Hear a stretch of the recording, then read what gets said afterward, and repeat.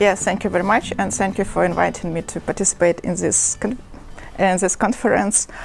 I'm going to expand a little bit the geographical scope of the conference, and I will cover a little bit England in addition to Sweden.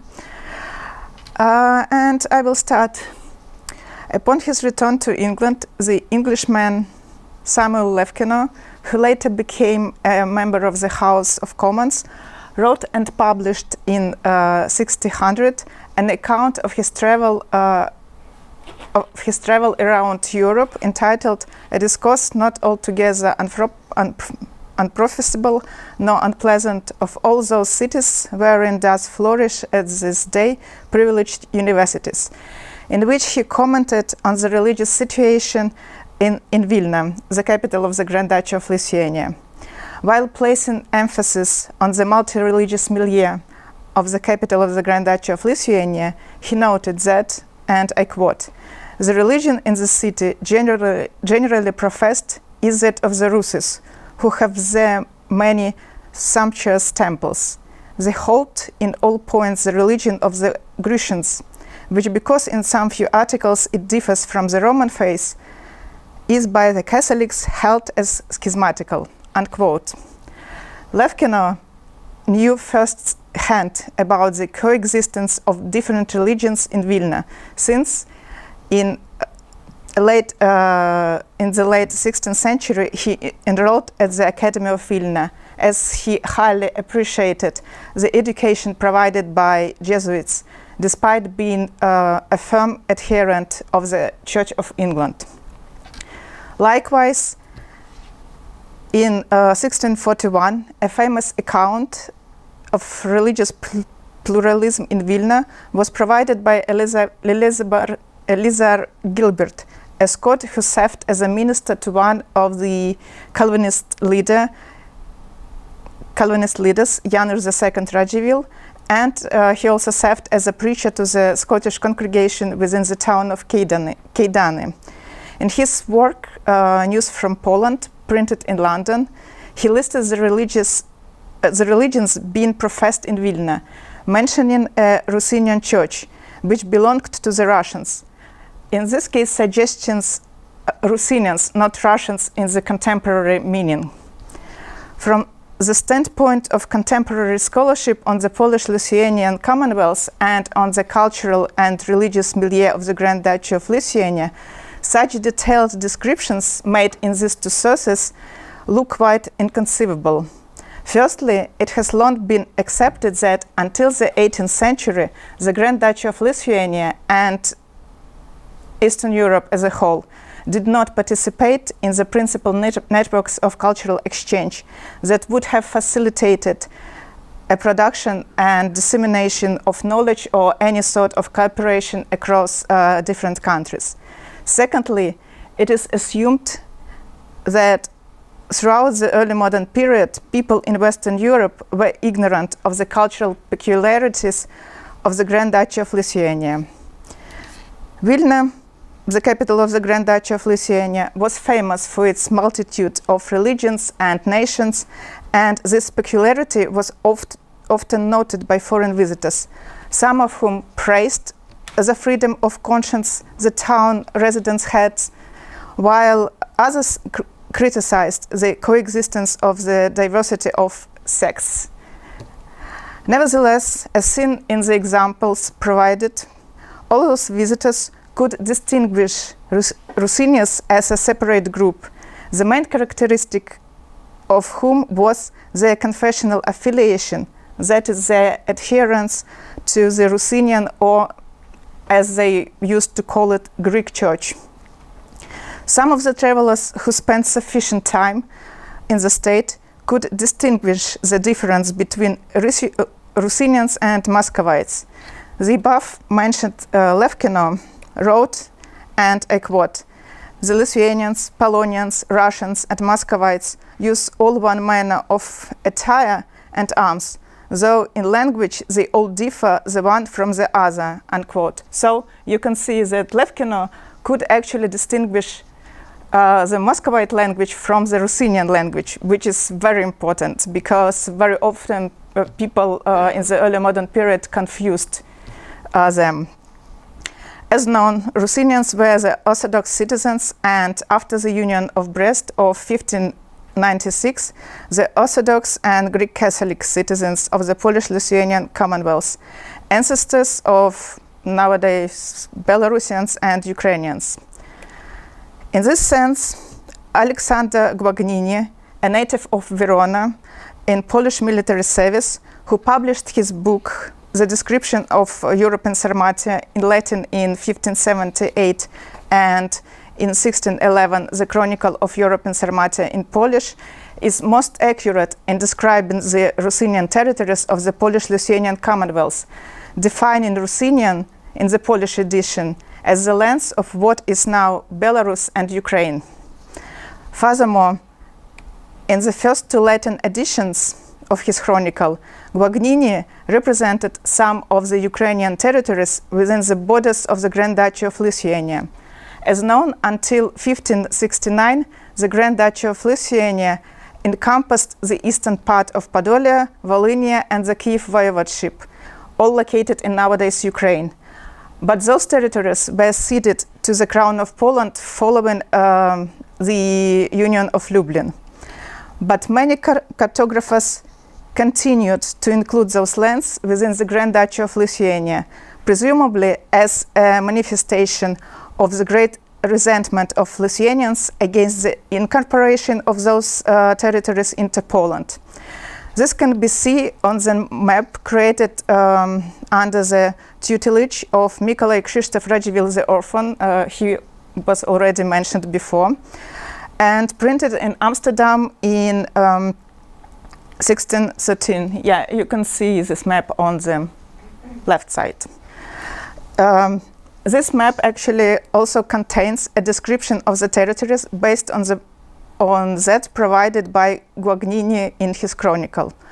Likewise, the 1628 edition of Gerardo Mercator's Atlas also presents the Grand Duchy of Lithuania, which embraced the Ukrainian Palatinates.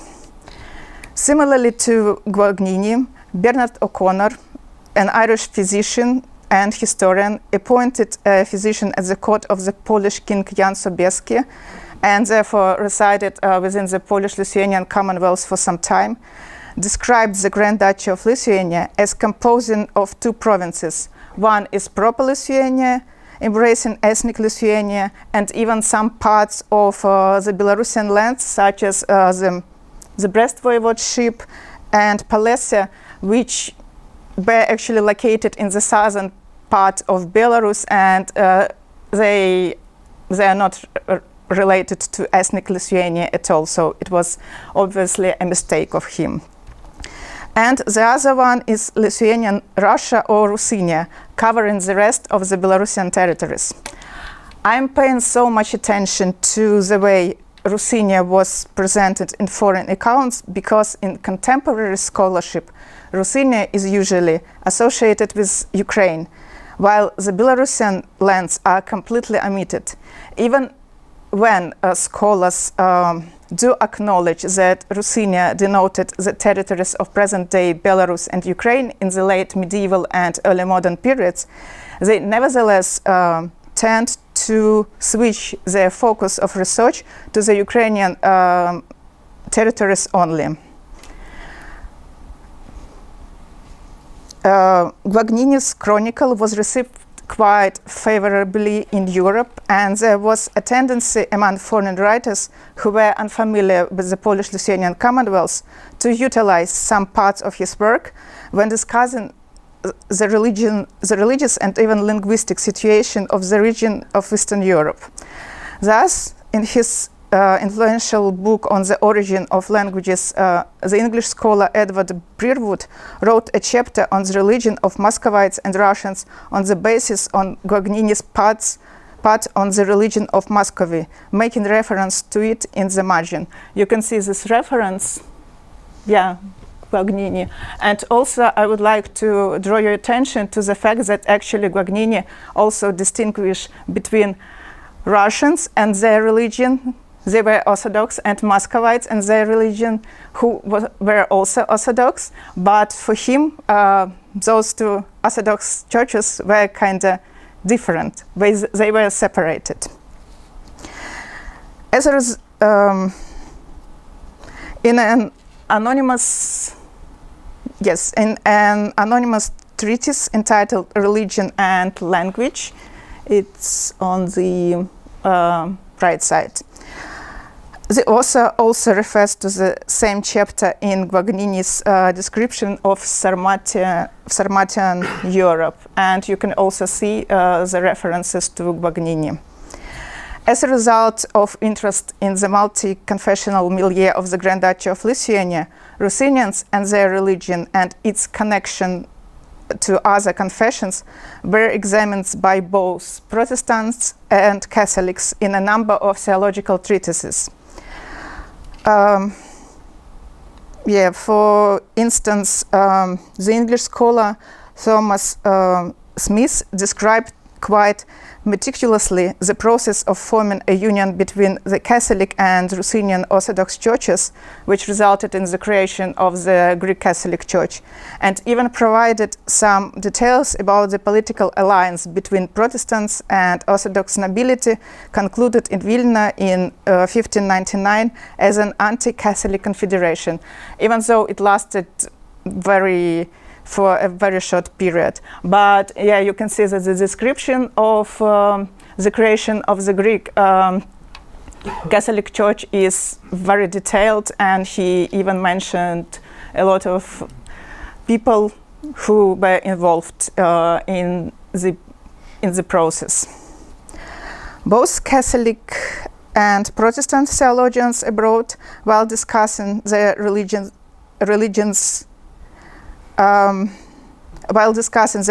of Lithuanians, emphasized the common features of their own religions with the Orthodox Church. Protestants drawing attention to such a similarity as the disposing of the Pope, while Catholics pointing out to transubstantiation or real presence of Christ in the Eucharist. Drawing on these similarities between the Protestant and Orthodox churches, foreign Protestants were interested in a possible alliance with the Orthodox Church, specifically within the Polish-Lithuanian Commonwealth. Such hope, for example, was expressed by the Moravian pedagogue and theologian Hanna Mazheika in one of his letters to the English educator of Polish-German origin Samuel Hartlib. A similar idea came from John Dury, a Scottish Calvinist minister and Irenicist. He sent the Protestant leader Krzysztof Radziwiłł Christianography, or the description of the multitude and sundry sorts of Christians by Ephraim Paget, asking to inquire with which Protestant concepts the Orthodox and Armenian churches concurred, and attached to the letter a Greek translation of English literature for their review. Again, in this work, Paget, while defending the Eastern Christians, based his argument on the information about the religion of Ruthenians provided by the same Alexander Guagnini, among others. You can also see the references to Guagnini's chronicle. Yeah, specifically here. So apparently, or evidently, in England, people were quite knowledgeable about Ruthenians within the Polish-Lithuanian Commonwealth and Ruthenia as a part of the Grand Duchy of Lithuania. So it would be logical to assume that there was no ignorance of the Ruthenian territories of the Grand Duchy of Lithuania and of Ruthenians in Sweden, taking into account the proximity of the Grand Duchy of Lithuania to Sweden and kind of close contacts between the two states, not only due to the same royal house, but also due to perpetual military conflicts between Poland, Lithuania, Sweden, and Muscovy within the Baltic Sea region. Scandinavians did visit the Grand Duchy of Lithuania, and not only to take part in various military campaigns. For instance, In the late 16th and early 17th century, there was quite a noticeable number of Scandinavians matriculated at the Jesuit Academy of Vilna. Just as students of other ethnic origins, Scandinavian students were actively engaged in the life of the institution and inevitably interacted with Ruthenians, since the academy had been established to serve the educational needs of the whole population of the Grand Duchy of Lithuania, notwithstanding students' ethnic origin or their confessional affiliation. Moreover, there was a special Ruthenian class offered to students in which they were trained in reading and writing in Ruthenian, and perhaps Scandinavian students also undertook this course. As other students at the academy, Scandinavians made an impact on the development of printing culture of the Grand Duchy of Lithuania by contributing to the laudatory and commemorative poetry of the late 16th and early 17th centuries. With the accession of Sigismund III Vasa to the Polish throne in 1587, the Jesuits of Poland produced a stream of complimentary propaganda about the new king, and in 1589 the printing office of Mikołaj Krzysztof Radziwiłł the Orphan, who professed a Catholic faith, produced this work, Congratulations to the Most Serene and Powerful Sovereign Sigismund III, a collection of eulogistic poems written by the students of Vilna Academy, among whom was Valentin Toma from Finland. You can see his verse, who composed a verse to honor the king on behalf of whole Finland. And it's actually quite surprising to see the word Finland in this publication. In 1592, Samuel Base from Stockholm paid his tribute in a funeral verse to Katarzyna Radziwiłł, a wife of Krzysztof Radziwiłł the Thunderbolt, a Lithuanian magnate and the leader of Polish-Lithuanian Protestants. In the following year, Basa and Wilhelm Runesius, also a Swedish student, published poems on the death of Albrecht Radziwiłł, Duke of Alika and Nieswisz. Albrecht Radziwiłł was of Catholic affiliation. A contribution, also you can see a contribution made by the above mentioned Samuel Levkino, who, as I have already mentioned, could distinguish between Ruthenians and Muscovites and between the languages. So perhaps Scandinavian students could also distinguish between these two languages. Another native of Stockholm, Johan Florenti, contributed to at least 3 publications issued by the Academy. In 1594, he wrote a poetic tribute in Latin on the occasion of the death of his fellow scholar Lazar Kmita, the son of the prominent Ruthenian noble of Orthodox faith, Filon Kmita Chernobylski. In the following year, he was again among the contributors to express his grief about the death of Ioannis Barcius, a fellow student, and Jerzy Jurewicz Chodkiewicz, the administrator of the Duchy of Samogitia. It is not noticeable. These are those publications.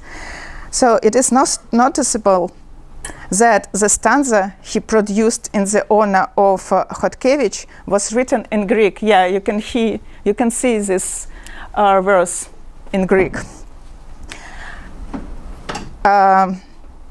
Jerzy Chodkiewicz, a Ruthenian noble, was raised in the Orthodox faith, but converted to Catholicism during his studies at some Jesuit college.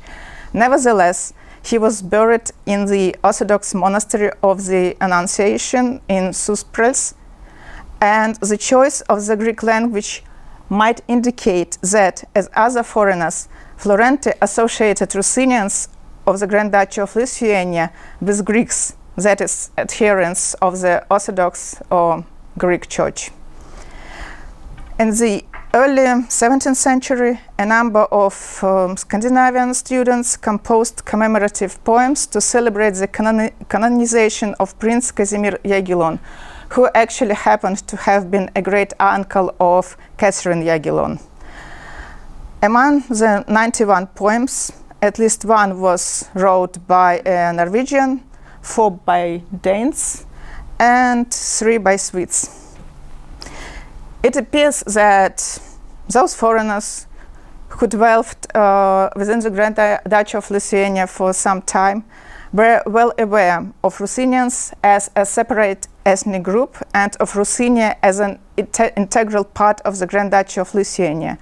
However, that was not always the case, and it was quite a common mistake, especially among those who had never been to Eastern Europe, to confuse Ruthenia with the Duchy of Muscovy. While the terms Ruthenian and Ruthenians can be found in various types of foreign literature, they very often are used interchangeably with Muscovites. I will provide a few examples. This is, for example, an English treatise about the voyage to Muscovy, written in 1583, in which Muscovy is actually called Ruthenia.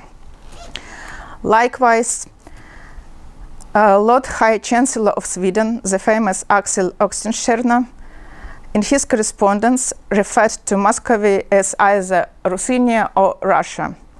The same mistake was made by Jan Rutgers, a Dutch who played a central role in Swedish foreign politics and was in constant communication with Axel Oxenstierna, who in his letters also used the term Ruthenia when talking about Muscovy.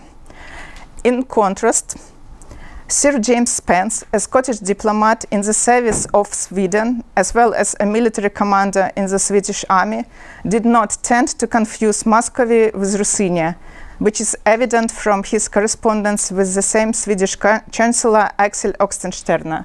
It's quite surprising that while Spence used Muscovy only, and in his reply, Oxenstierna actually used Ruthenia or Russia. So the question is why Britons seem to have been appraised of the territorial distinctions of the Grand Duchy of Lithuania, a state located literally on the other side of Europe, while Swedes, being in constant communication with Poland, betrayed a considerable degree of ignorance. My hypothesis is that the reason for such a high level of awareness in England was the fact that the English authorities and King James VI of Scotland and the First of England in particular, who saw himself as a reconciler of nations throughout Europe, were extremely interested in the preservation of the stability of the Reformed Church in Poland-Lithuania and the maintenance of maintenance of peace in Poland-Lithuania by forestalling conflicts between the royal Polish power and the Protestant nobility of Lithuania. Their attempts were possible due to the activities of the Lithuanian magnate Janusz I Radziwiłł, who managed to attract an impressive web of international patronage around the core role of King James, and worked closely not only with the English king, but also with his agents in East Central and Northern Europe, updating them on the religious situation in the region. I will provide just a few examples. There are two letters from James Spence to Axel Oxenstierna, in which he actually mentioned Janusz Radziwiłł, and he called Janusz Radziwiłł one of the favorites of the English king, and also, he in the second letter he also said he also sent something like that. The king received some letters from Janusz Radziwiłł, and he reported this for some reason to Axel Oxenstierna. This is a letter written by Stephen Lazier, and the English agent to the Holy Roman Empire. What is interesting here is that he mentions that there was a gift presented to the bride of Janusz Radziwiłł, and this gift was actually taken from Muscovites. And he used the word Muscovites instead of Russians or Ruthenians. And the last example, it is written in 1625, 5 years after Janusz Radziwiłł's death, in which the English agent to Poland, Hugh Mowat, suggested enlisting Krzysztof Radziwiłł, Janusz's brother, who had assumed his brother's position as the Protestant leader in Poland, Lithuania, to assist in diverting the Polish king from providing any help to the emperor, calling Krzysztof Radziwiłł general of all armies of Lithuania and Rusland. In this case, I assume that Mowat more probably refers to the Ukrainian Palatinates of the Polish-Lithuanian Commonwealth as Rusland.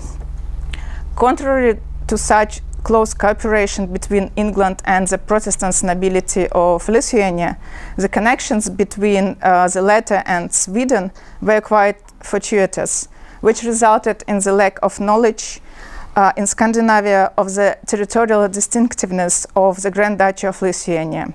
And to sum up, although foreign accounts are usually centered on the domestic affairs rather than on the Grand Duchy of Lithuania and aimed at national readerships, they do not simply reveal how foreigners regarded the cultural other and how they regarded themselves, but also offer glimpses of the polyculturalism of the Polish-Lithuanian Commonwealth, particularly in English sources, and unlikely not in Swedish sources. Identity in the cross-cultural encounter loses its stability. The attempts to define the self against the other in such circumstances paradoxically reveal moments of similarity rather than difference. Furthermore, the spread and utilization of published accounts and other writings composed by those who traveled to the Grand Duchy of Lithuania demonstrate that Western Europe and Eastern Europe were not so isolated from each other as the geographical categorizations developed by contemporary early modernists suggest. Thank you very much.